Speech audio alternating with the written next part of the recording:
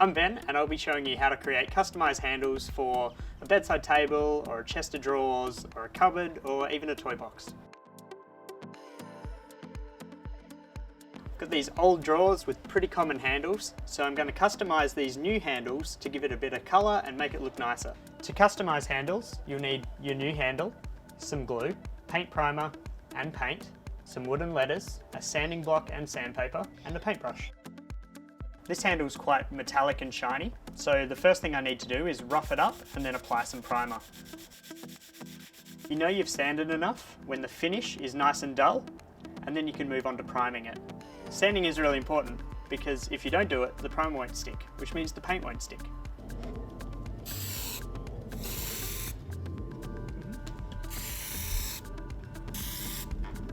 While you're waiting for your primer to dry, paint your letters that you will be gluing on top.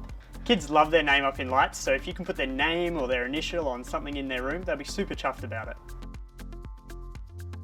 The primer's dry, so now I can paint it before sticking on the letter. The paint's dry, so I'm going to stick the letter onto the centre of the handle. It is super glue, so don't stick your fingers together.